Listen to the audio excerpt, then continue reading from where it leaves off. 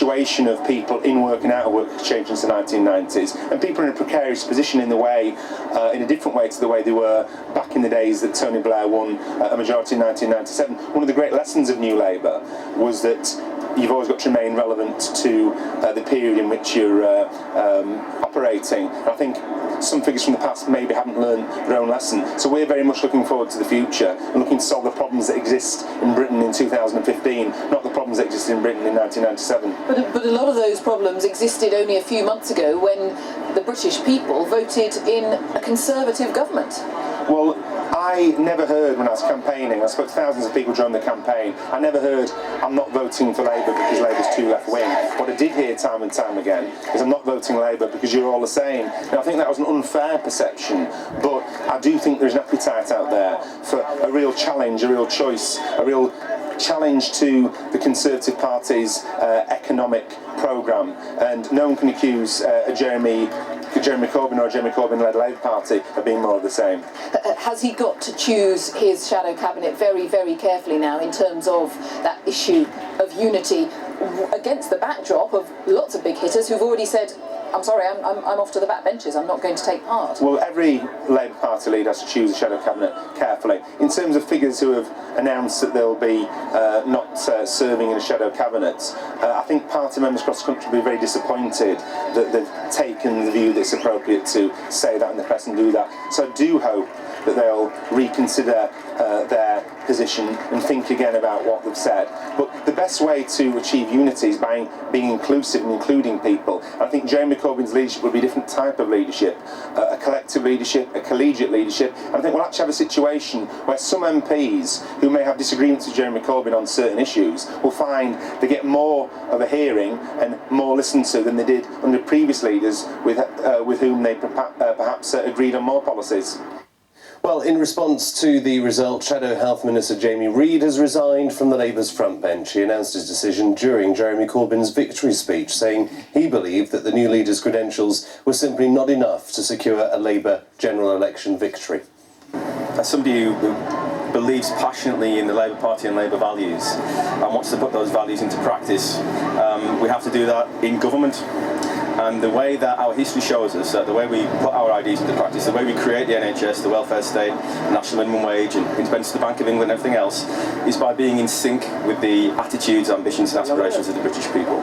So that's what I care passionately about. I care too about the Labour Party outside of London. It's a very different party outside of London, and I think there's a lot of thinking and a lot of work to be done now, and I'd like to devote myself to my constituency and the ambitions of my constituency and that work of reconnecting the Labour Party with the British people. So that's why congratulations to him, huge congratulations to him. I think the excitement and the enthusiasm he's brought into this campaign is truly commendable, but I think I better spend my energies doing something else for the time being within the party. And do you think there's any way the party can unite behind Jeremy now? Absolutely. I mean, I think it's, there's going to be a lot of colleagues who I think are incredibly talented who will serve in Jeremy's shadow cabinet. I don't have any doubt about that. He'll have a very strong, very good shadow cabinet, and I wish them all very, very well. We know what the task is. Wherever you sit in the party spectrum, we know what the task is, and that's reconnecting the party with the mainstream of British public opinion. That's going to be interesting, that's going to be exciting. It's a platitude you'll hear a lot today, interesting times, but I know what we ought to do. I'm fairly certain that the majority of the Labour Party knows what we ought to do as well today, but far more importantly, the conversation we need to have is not between ourselves. I really don't want to be involved in a conversation within the Labour Party about the Labour Party for the next couple of years. I want to be talking to the British people about what it is that they want, about what it is that they want from the Labour Party, about what their ambitions are for this country and for their communities. That's why I entered politics with regard to my own community, and that's what I continue to do for the next 4 or 5 years in Parliament. And are you kind of shocked by the scale of the victory? I mean, Andy Burnham, I believe, was on 19%. It really is a resounding victory for Jeremy. Well, I was a big supporter of Andy Burnham, but look, you cannot pick any holes whatsoever in the legitimacy of Jeremy's victory here today. It's a resounding victory.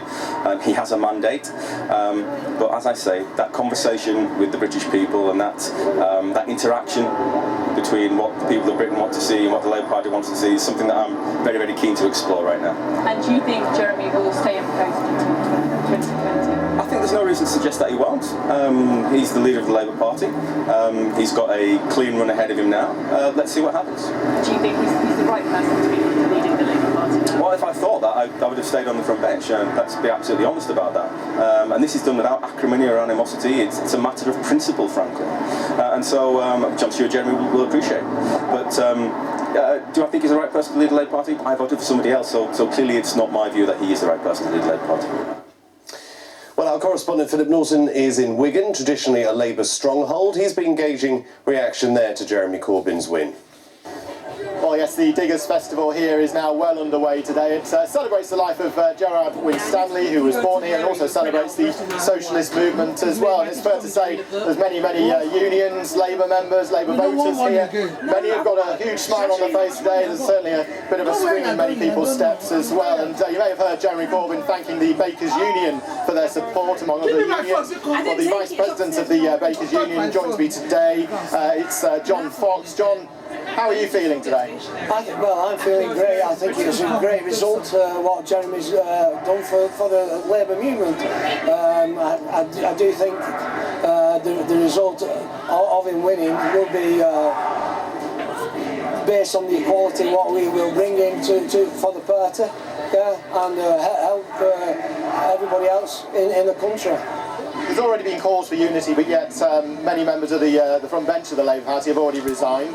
Does this worry you at all? No, that doesn't worry me at all. I think in the Labour Party itself, they've got a lot of good politicians what can take their places, like Richard Bergen from Leeds and our own Lisa Nandy from Wigan. Yeah, which is excellent MPs. There's another one, Louise Hay in Sheffield, and I think those now are the prominent MPs that will come through and start reforming the Labour Party.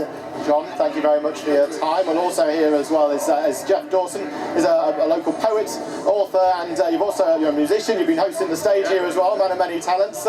Just tell us then, why is Jeremy Corbyn such a favourite around here? I think it's because he's a man who you can talk to. He means something to the people. Reminds me of Tony Benn, somebody who could actually, you think, well, I could speak to that man if I needed to. You know, there's a massive divide between people who haven't and people who have, and this man is there to sort of like bring the gap together, I think. What are you hoping he'll bring to the Labour Party? I think just a common sense of understanding to people with needs, decency, integrity, and just a bit of heart, really. A bit of heart to say, let's listen to the people. This is our country, everybody's included, and this is a man, I think, to bring it together. Is he a serious contender for Prime Minister? I certainly think so, yeah, because most people you speak to, they haven't voted for years. They say the same old thing. I don't bother voting because they're all the same. No matter which party it is, they're all the same. I do a lot of gigs, I do a lot of stuff at Bolton Socialist Club, Wigan, and everyone says the same thing. Well, the disillusions, they go with Left Unity, they don't go with the main Labour Party. They've had enough of it, basically, and all them people are coming back because they see somebody. But finally, they can say that man has got the Labour principles that we grew up with, that we believe in. Jeff, thank you very much, and John, thank you as well. Enjoy the rest of your evening here tonight, and I'm assured the celebrations will go on well into the night. Philip Norton there reporting from Wigan. Well, the Shadow Business Secretary has congratulated Jeremy Corbyn on his win, saying it is now vital for the party to work towards ensuring Labour get back into office. However, Chuka Umunna refused to say whether he would continue to serve in a new Shadow Cabinet. Well, it's an extraordinary result, and congratulations to Jeremy, our new leader, and obviously I'm disappointed that my candidate Liz didn't do better. Huge gratitude to Andy and Devet contributing to the result, to the lively debate that we've had as well. But the important thing now is that we mount the strongest, most credible and effective opposition to the Tories that we can, and also work towards ensuring that we get Labour back into office, because that, importantly, is why Keir Hardie and the founders of our movement set up the Labour Party in the first place. And I think ultimately getting elected and being true to your values are mutually dependent. You can't do one without the other, and that's what we're all going to be working towards. Does that mean you'll stand in the Shadow Cabinet? Well, what do the government think? We know that the Prime Minister has spoken to Jeremy Corbyn on the phone to congratulate him on becoming the new leader of the opposition. The Defence Secretary, Michael Fallon, has also given his reaction to our political correspondent, Robin Brett. This is a very serious moment for our country. This election shows that Labour is now a serious risk to our national security, to our economic security, and to the security of your family. So, let's get this straight. Your reaction to this overwhelming victory by Jeremy Corbyn is to rerun that election strategy of basically trying to scare British people about it. No, this election shows that Labour now poses a very serious risk to our security, our national security, because they would undermine our defences, to our economic security, because there'll be taxes on jobs, taxes on earnings, and more borrowing, and to the security of every family. That would affect all working people. And just finally, in your role as Defence Secretary, do you now think that Labour really are serious under Jeremy Corbyn about Trident, about changing what goes on at Faslane? Well, this government is serious about keeping Britain safe. But this election shows that Labour are now putting that at risk. They're a risk to our national security, they would undermine our defences, but more than that, they're a risk to our economic security. They would pile taxes on jobs and earnings, and that will affect all working people. More reaction throughout the evening here on BBC News to Jeremy Corbyn's election as the new Labour leader, but we've also got Sports Day coming up as well, but let's get the weather now. Here's Nick. Hello, low pressure is back. Most of us have seen at least some rain so far this weekend. What's left of today's rain will clear from northern Scotland overnight, but around low pressure the winds will strengthen in the far northwest of Scotland, so some gales developing here. Some showers still into western parts of the UK as the night goes on, but actually quite a lot of dry, quite clear weather to come elsewhere. Temperatures a little bit lower than this in rural spots. Quite a bit of sunshine around to start the day tomorrow. Still some showers, though, in the west, still windy in the northwest, but for much of northern England it is looking fine, and that's important for those taking part in the Great North Run. Doesn't look like the weather's going to bother the runners too much, just can't rule out a shower later on, but this is the sort of weather I think the runners will appreciate. And on through the rest of the day and rest of the UK, need to watch an area of rain clipping the far southeast of England, moving on to East Anglia during the day. See some showers pushing back into southwest England with some strengthening winds during the afternoon. We'll take a look at things at 4 o'clock. It's western Scotland seeing the showers, the winds easing a little bit in the far northwest. Afternoon showers possible in Northern Ireland after a largely fine morning. See much of Scotland, though, northern England into Wales staying largely fine, the warm spots reaching into the high teens. Showers threatening South Wales by this stage of the afternoon. Heavy downpours into the far southwest of England, becoming windy here with gales developing, and some rain clipping southeast England, East Anglia, parts of the East Midlands, and that's possible too. But there should be plenty of play for the final one-day international at Old Trafford as England take on Australia. A mixture of cloud and some sunny spells coming through. Just want to show you throughout Sunday evening and the wind strengthening towards southwest England on the south coast of England as well. So some gales possibly here with those heavy downpours. That's as low pressure moves back in from the southwest, pushing at least showers northwards across England and Wales on Monday. May see an area of rain clipping eastern Scotland. We'll keep you updated on that. Further showers on Tuesday as that low pressure pulls away. Then by Wednesday, another, and this is a former tropical weather system approaching from the southwest. A huge amount of uncertainty about this. It may not look like this, but I think it will be threatening parts of the UK. Some very wet and windy weather late Tuesday into Wednesday. So updates to come on that, but it is part of the theme of the weather for next week, which will be wet and windy at times, but there will also be some drier, brighter moments, and the sun will make an appearance.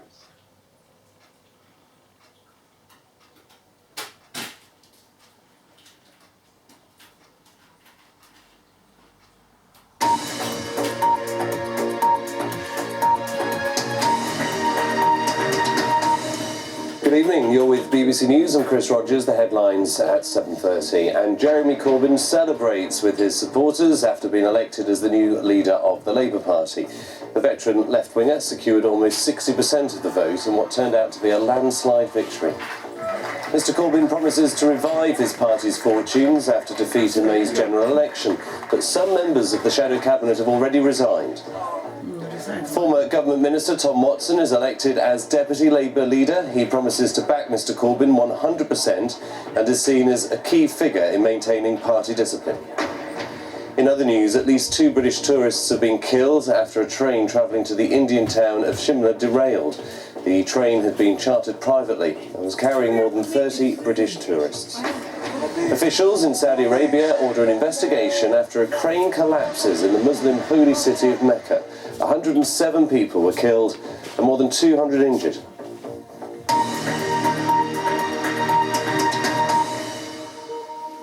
More on those stories at 8 o'clock, but now on BBC News, let's catch up with the sport in Sports Day.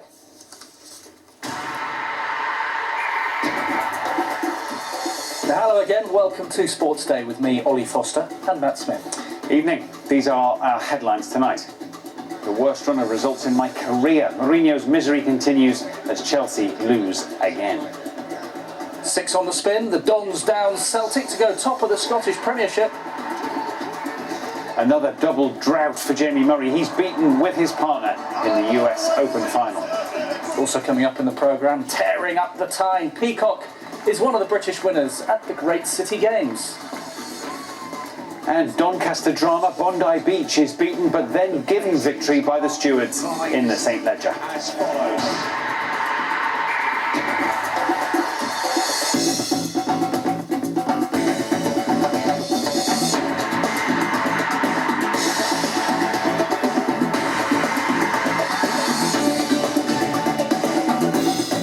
Evening, 2 goals from Manchester United's win against Liverpool coming up, but we're going to start at Goodison Park, where Chelsea's miserable start to the season continued. Having lost just 3 games in winning the Premier League last season, they've lost 3 of their first 5 this time.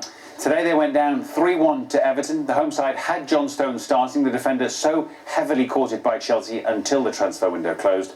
But it was an early substitute that made all the difference at Goodison and left Mourinho fuming at his worst run of results as a manager, as Ben Smith now reports. Under grey skies at Goodison Park, the stage was set for the Battle of the Blues. For Chelsea, the reminders of their very public and unsuccessful pursuit of John Stones were hard to miss. That has been the least of Jose Mourinho's problems. With their club doctor absent from work, Chelsea have looked off colour this season. Would this mark the start of their recovery? Everton delivered an immediate answer. A simple cross, an emphatic header from Steven Naismith, and Everton were in front. Worse was to come for Chelsea, Naismith rubbing salt into the wounds 5 minutes later. Chelsea, though, are champions for a reason. The message from their manager was clear and his players responded. Nemanja Matic pulling Chelsea up by the scruff of the neck with this thunderous effort. But on this occasion there was to be no fairy tale comeback. With time slipping away, Everton poured forward again. That man Naismith delivered the final decisive blow to complete the perfect hat-trick. The result leaves Jose Mourinho's side off the pace and feeling the blues. The only special one at Goodison Park today went home with the match ball. Ben Smith, BBC News. You're looking at an incredible solid performance defensively, which is the difference that we had 12 months ago. We scored 3 goals 12 months ago against the same Chelsea side, but clearly we went as solid, as strong, or as resilient in the way to be competitive. I thought in the performance when we had to keep the ball, when we had to open them up. It's not easy. Remember, we scored 3 goals from open play, and to do that against Chelsea deserves an incredible credit to the players. I can feel sadness, I can feel that sometimes it's too much for them. They try, and nothing goes in their favor. But I have a good feeling with them and for them. So for me, as a coach, is the best thing that can happen to me. The worst thing are the bad results that we are getting, and to be fair, is the first time in my career that I'm getting that. But I'm coping well with the situation because I'm in their side. I'm not against them. A rather downcast-looking Mourinho. Delight for Everton, but neighbours Liverpool had a trip to Old Trafford for the late kick-off. They lost 3-1. All the goals came in the second half. United's third was scored by Anthony Martial, the forward they bought from Monaco on deadline day, making him the most expensive teenager in the game. United's fans won't need convincing whether or not he's worth it. Adam Wilde reports. For the home fans inside Old Trafford, this was as much about those that had just arrived as it was those that, in the end, never left. David De Gea, welcomed back by old friends Anthony Martial, offered a seat aside new ones. For some, the excitement of the occasion seemed all rather too much. It wasn't all positive though. Wayne Rooney was missing through injury, and it was his replacement, Marouane Fellaini, who was offered the opening chance. Rooney's absence felt immediately. Amidst all the team talk, it was little wonder Brendan Rodgers' Liverpool were finding it difficult to be heard. If that message had been about defending, well, United were rather pleased he was drowned out. Moments into the second half, a free kick. Daley Blinton marked his shot unstoppable. It was beginning to look like their day, and when here, Joe Gomez slid in for a tackle, his look seemed an admission it certainly wasn't his. A point Anders Herrera made very clear. Now time to find out what money can buy. Christian Benteke cost Liverpool £32 million in the summer. This is what that gets you. A moment of individual brilliance. Anthony Martial, on the other hand, cost Manchester United £36 million, and now it was his turn. On a day when all the talk is about the team sheet, this is how to make sure it's your name they remember. Adam Wilde, BBC News.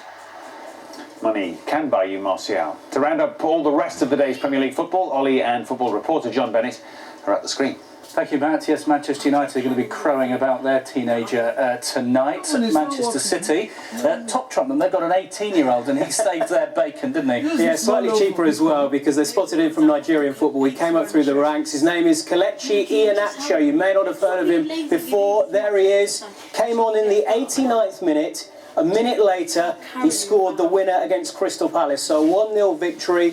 It's 5 wins in a row. They're yet to concede as well, Manchester City. If you go back to last season, it's 11 wins in a row now for City. There is some bad news, though. Sergio Aguero had to come off with a knee injury.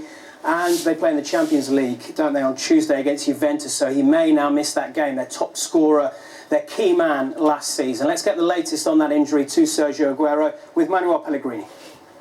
Aguero has a very important kick in his knee. He couldn't move the leg. That's why I was so angry about that. I think that was a directly red card, but the referee decided it was not. I hope that he can recover in the next 48 hours because we have an important game against Juventus on Tuesday. 48 hours. We gave a good performance today, especially first half. I thought we was more than a match for Man City. Second half, they stepped on the gas a little bit and started to have more position than we would have liked, but it looked like a 0-0. It was a cracking game, but the final goal, obviously in the last minute, hurts. Well, we'll show you the top of the table in just a moment, but we've got Manchester City sitting very pretty, 5 points clear. Then we've got Man United, Arsenal on a bit of a roll, and they'll be thankful that they've seen some goals at home in the league. It was inevitable after all the talk of Arsene Wenger not signing strikers. There he is, very happy. It was inevitable that the 2 fit strikers he does have scored. Olivier Giroud scored the crucial second goal in the second half. They had 29 shots, Arsenal, on goal. Only scored 2 goals. The reason, or one of the reasons, was Jack Butland. He's in the England squad and he is in great form so far this season. Had an excellent game. But it's the strikers everyone will be talking about for Arsenal. Olivier Giroud and Theo Walcott. I paid for these with my money. You're not open. I've been in the chances recently. I'd like to obviously take more than I've actually taken at the moment, but I was pleased with that. Like you say, it was a difficult chance, but it all starts from Francis's tackle. To be honest, that set the move off, and then Mesut obviously spotted the run, and I managed to finish off, just getting them in front of the defender. He didn't want to take me down. But yeah, no, it's important as well. The clean sheet. That's our 3rd consecutive clean sheet now, which is important for the team. But it's just a good solid win today. Our defensive work was too passive. I thought in 1v1 situations, invariably Arsenal were able to beat us in those situations. So in the Premier League, you need to be able to deal with 1v1 situations wherever they arrive on the pitch. So we need to improve in that aspect of the play. We will do. It's still early days, but today any weaknesses that we have in our game were exploited by Arsenal. We had 2 of the promoted sides going head-to-head at Carrow Road, and Norwich got much the better of Bournemouth. 3-1 victory. Before the game, Alex Neil said this would be a good marker to see how far they'd come from last season, and they really did well. Cameron Jerome, their top scorer last season, got off the mark with the goal. Wes Hoolahan was the man of the match, but their new signings played well, including Matt Jarvis. He was also amongst the goals. Their first home win of the season. Disappointing, though, for Bournemouth. You'll hear from Eddie Howe in a moment. It was a poor performance by them, but Alex Neil really pleased. I thought we were a dominant team throughout the game. I thought we created numerous chances, scored 3 good goals. I thought we deserved to win. The start of the season, if I said mid-September you'd be 3 points clear of Chelsea, you'd have taken that? Yeah, well, we'll see. It's at the end of the season we'll be looking at, and hopefully we can continue to compete in games and show play as well as we did today. We conceded some poor goals, conceded possession really cheaply. We weren't very good with the ball today, and that's usually our strength. So, a lot for us to reflect on. What do you put it down to, Eddie? maybe a little bit of lack of confidence, after going down a goal down when really there was nothing in the game, and we were well in it. We had a couple of really good chances early on, and Callum hit the post just before half time. These are the big turning points in the game. We ended up chasing the game and then making some bad decisions from that point onwards. Well, for the last of the promoted sides, Watford, they're up and running, John. They got a win today. Yeah, a Nigerian international was the hero for Manchester City, and a Nigerian international the hero for Watford as well. Odion Ighalo scored the winner, his second Premier League goal, but it was a first home goal for Watford in the Premier League. It had been over 300 minutes since they'd scored at home. So we'll talk about Odion Ighalo, but you have to talk about the defence as well, because Swansea have been in great form so far this season, and they were restricted to just 8 shots. So Kike Flores, the Watford boss, he knows that's where the victory came from.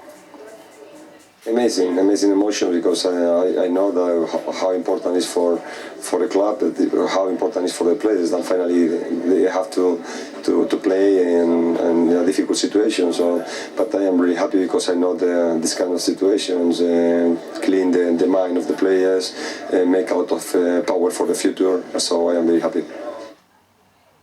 We got exactly what we deserved. I think we didn't focus on the things that we know we're good at and that we're capable of, and we just didn't perform today, and we got what we deserved in the end. And unfortunately, we couldn't get into it when the sending off came. We thought maybe that would change the momentum of the game, but I think all in all, we're very disappointed with our performance.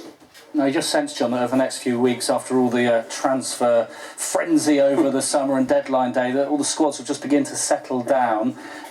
West Brom, Saido Berahino, didn't get his move to Spurs on deadline day, said he'd never play for them again, West Brom, but he came off the bench. Yeah, came on in the 55th minute, a quiet game, 0-0 draw against Southampton. He had some decent moments, but it was a poor game, and Berahino, we're told by our colleagues at 5 Live, had to warm up in the tunnel in the first half because he was a bit worried about abuse from the fans. This game, I think, will be last on Match of the Day. But there's a reason to watch it, because there's the most blatant appeal you will ever see. McManaman for West Brom looked as though he was brought down. The referee said no. But after the game, one talking point, Saido Berahino. Here's Tony Pulis. We've all made mistakes, and I think we've all looked back after that and thought we should have done something different, and felt we should have done it differently. Saido's just one of them. He's made a couple of mistakes. And I think, given the time again, he wouldn't make those mistakes, hopefully. And we all move on, and we need him. As you see him when he come on, he's a talented boy, and he's very, very important for us. It was difficult. Looks like Southampton was the home team today, with a lot of ball position. And then it's difficult, because it's very difficult to break down our opponent today. Defensively very strong. Then you need really high quality in creating the final pass, and that was not today. As promised, let's have a look at the top of the table. It's beginning to settle down. It's as we kind of expected. I know that you'll be keeping everything crossed that Leicester can crash the party when they play. Yeah, they're playing Aston Villa tomorrow. They could go second, but a familiar feel about it. Manchester City, Manchester United, Arsenal. City 5 points clear. One team missing from that top half, because they're down in the bottom half. The team that is normally right there at the top, Chelsea. But look at the bottom half of the table. Look where Chelsea are. It really must be so surprising for their fans. 4 points, just 2 points above Sunderland, 1 point above Tottenham, and they play tomorrow. And as we were saying, some of those managers and fans of those clubs around there, they'll just be feeling a little bit better about life, because they go, hey, look, we're only a point behind Chelsea. It's not so bad after all. Exactly, but you've pointed out that Chelsea could be in the bottom 3 by the end of Monday if results go against them, which would be absolutely incredible. It would be. Many thanks for your efforts today, John. There you go. Some great goals today. Match of the day, certainly worth waiting up for later. As always. Thanks, fellas. Celtic look like they have a serious rival for the Scottish Premiership title. They were beaten by 10-man Aberdeen. The Dons maintain their 100% record with a 2-1 win at Pittodrie. Joe Linsky reports. Aberdeen supporters are daring to dream. 5 wins out of 5 is their best start to a season since the days when Alex Ferguson was in charge here. But to mount a title challenge, you need success against Celtic. And to do that, you need to take early chances. The champions aren't so forgiving, and when Lee Griffiths earned and then scored this penalty, the home side's hopes looked deflated. But backed by their biggest crowd in 6 years, Aberdeen's revival would start with a second-half penalty of their own, and Adam Rooney found the same corner with the same precision. Now they were building momentum, but when Johnny Hayes lost control with this challenge, the task became much harder. So few would have expected a climax like this. Paul Quinn allowed the space to finish on the volley. Celtic slack, the Dons delighted. There would still be time for one dramatic final chance, but for Derek McInnes' side, this is a historic win. 6 wins out of 6 is new territory for this club. Even Sir Alex couldn't manage that. Joe Linsky, BBC News. Elsewhere this afternoon, Kilmarnock are off the foot of the table after winning 2-1 away at Dundee United. Motherwell and Ross County drew 1-1. Partick Thistle lost 1-0 at home to Dundee, meaning they are now bottom. St Johnstone beat Hamilton 4-1.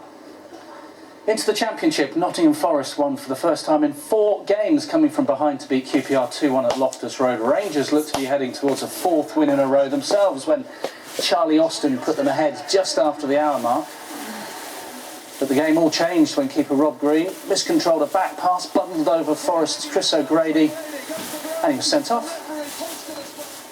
Forest captain Henry Lansbury levelled from the spot.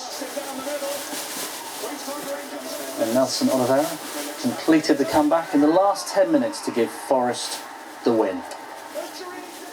Well, Birmingham leapt up the table with a 4-2 win against Bristol City. Brighton are still top thanks to a goal from Tomer Hemed. That's 5 in 6 for them. Victories too for Bolton, Burnley, Cardiff, Middlesbrough and Derby, the only away winners of the day. The matches at Charlton and Leeds ended in 1-1 draws.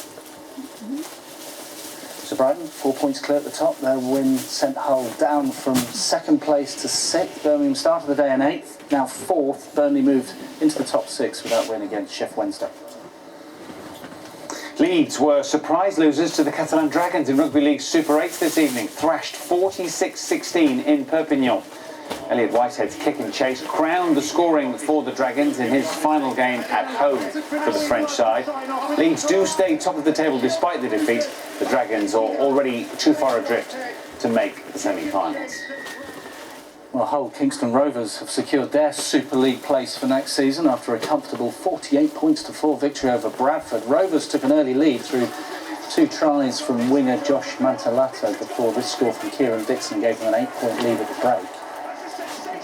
Bulls were outclassed throughout, weren't helped when they had 2 players sin-binned. This try from Chris Wellham made the game safe before Dixon completed his 4-try haul to give them their 5th straight victory in the competition.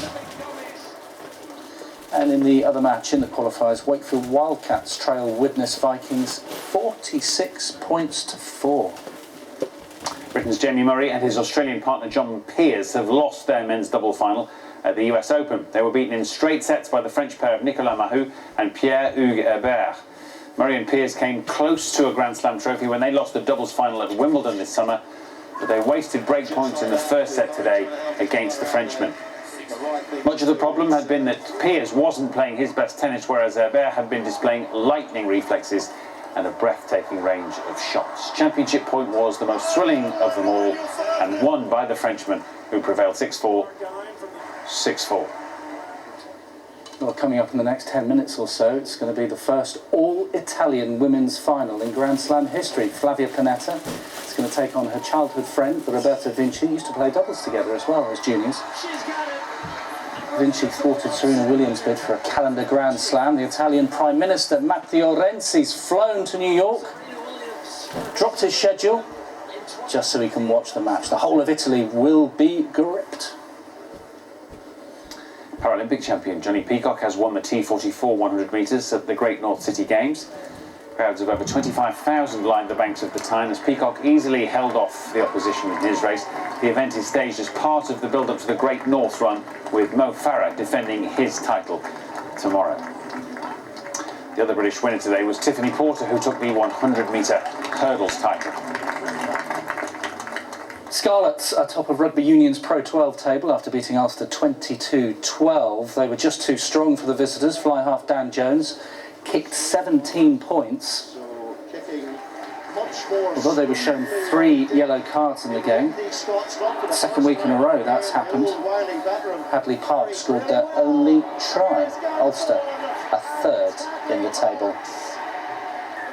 Leinster were 23-15 winners against Cardiff Blues to pick up their first win of the season. This penalty try in the final few minutes sealed what had been a very close encounter in Dublin. Teresa!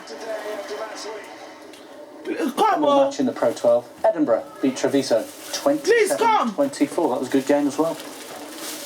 There was drama at the final flat racing classic of the season, the St Leger at Doncaster. The joint favourite, Bondi Beach, was the winner, but not first past the post.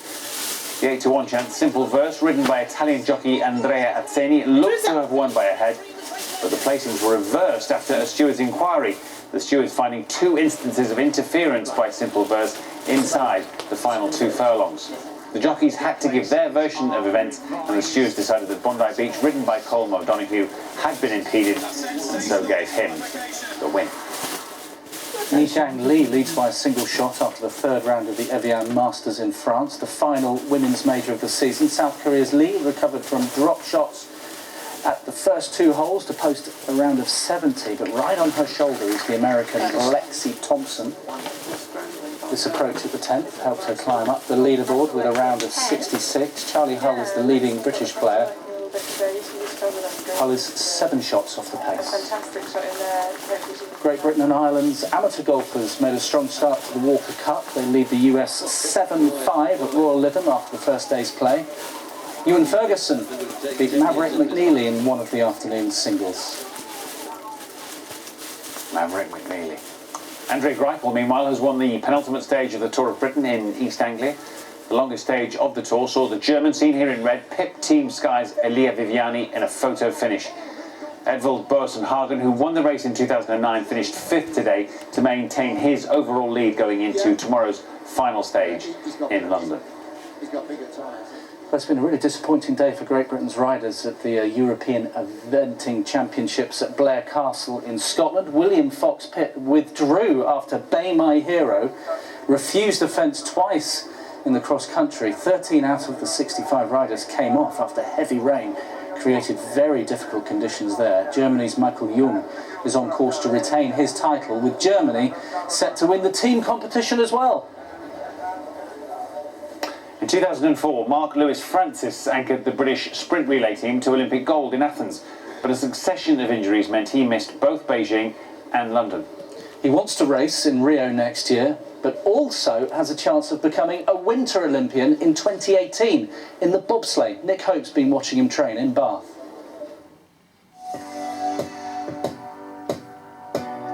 Athletics, you're on the track on your own. Working together as a team, you know, works in my favour. It takes the pressure off a bit.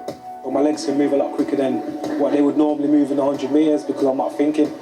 Sprinting is all that Mark Lewis Francis has ever known, but there is a familiar feel to life with the British bobsleigh squad. I'd say about 50% of these guys here used to be sprinters. I used to stand on the start line against them and race against them, and they're all cool guys. It's just been like part of a 4x1 relay team, you know. No batons here though, or bobsleighs just yet. The basics must be mastered first. Allow yourself to get into the sled.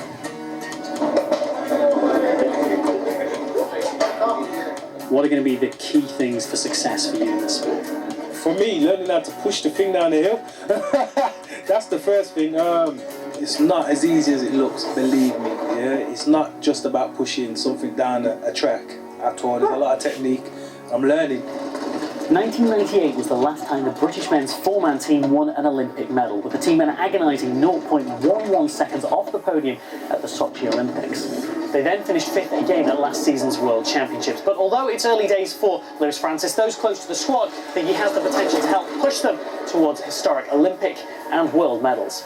If we're going to win a medal in 2018, we have to be amongst the fastest starters. As you know, in Russia in the last World Championships, we were almost there. So we need that little bit extra. He's Olympic champion. He knows how to win, and that's a great bonus for our squad to have someone like that in. The squad's looking really good at the moment. With the guys that we've got, there's no reason why we can't podium at the next World Championships. Which are early next year and followed less than 6 months later by the Summer Olympics in Rio. So a possible double target. Not right enough athletics. I'd like to make that team, but my mind is on bobsleigh. I've never been to a Winter Olympics.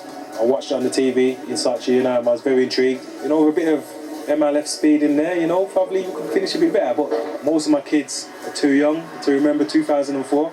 So to, you know, have another moment where they can actually watch it and actually see their daddy doing something amazing, that'd be great for me.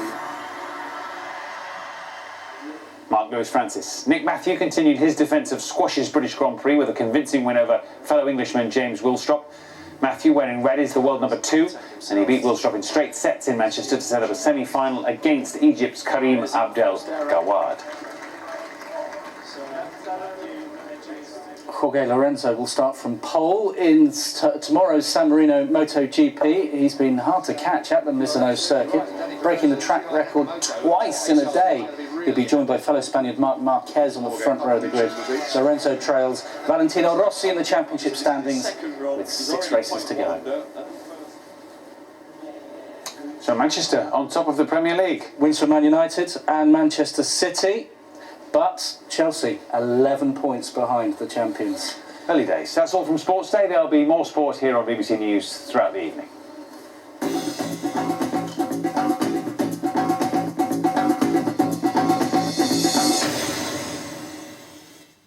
Looks like fine weather tomorrow for the last one-day international for the Great North Run as well. Fairly quiet out there.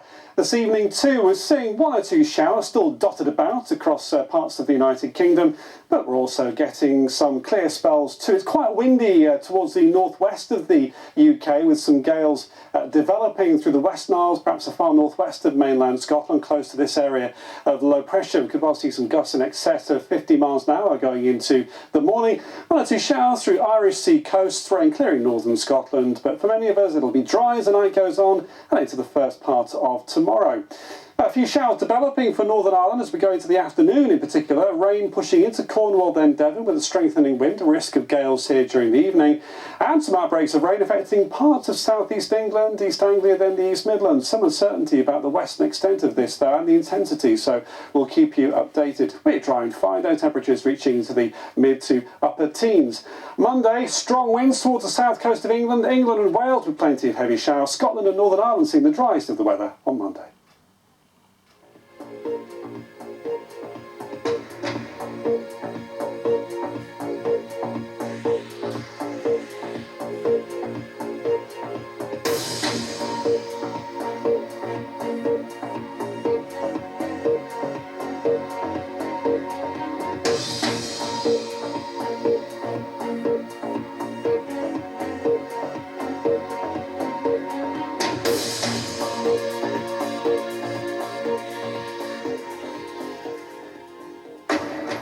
This is BBC News. I'm Chris Rogers. The headlines at 8.